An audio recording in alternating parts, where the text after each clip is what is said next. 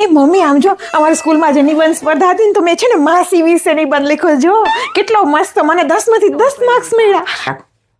શું માસી વિશે નિબંધ લખવાનો તો સ્કૂલમાં ક્યાં લે લાય તમારા સ્કૂલ વાળા નવું નવું કરાવો લઈ વાંચું.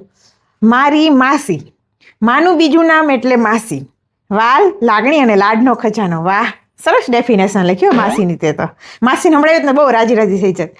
મારી માસી આમ તો બહુ જ મસ્ત સ્વભાવની છે, એ તો છે જ બેટા, પણ અમને સુધારવાના નુસ્ખા મારી મમ્મી મારી માસી પાસેથી જ શીખે છે. એ 2-3 દિવસમાં એકવાર તો અમારી ઘરે ટપકે જ છે અને અમારા આખા ઘરના તે દિવસના શેડ્યુલની પથારી ફરી જાય છે. જો એ ના આવી શકે તો એના ફોન આવી જાય છે અને અમારે મમ્મીની ફાલતુની 2 કલાક બગાડી નાખે. આવું લખાય માસી વિશે? માસી એવું કરે છે? જ્યારે આવે છે ત્યારે 5-10 રૂપિયાની ચોકલેટ લઈને આવે છે અને મારી મમ્મીની સારી સારી સાડી વાસણ અને જ્વેલરી બધું ઘરેથી ઉપાડી જાય છે. કેદી માસી આવું બધું લઈ ગઈ? એ તો હું દેતી હોય મારા વાલથી.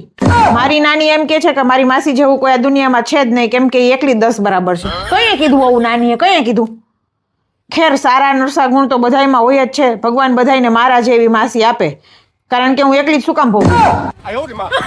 માણા જેવા થાવ, માણા જેવા. તું ઝીંકી હતી ને તો માસી તને રમાડતી હતી. ઊભી રહે, હમણાં કરવા દે તો માસીને ફોન કરવા દે એટલે હમણાં ખબર પડે તારી કે તાર ભાણકી જો તારા વિશે આવું આવું લખે. ઊભી રહે કહું હમણાં.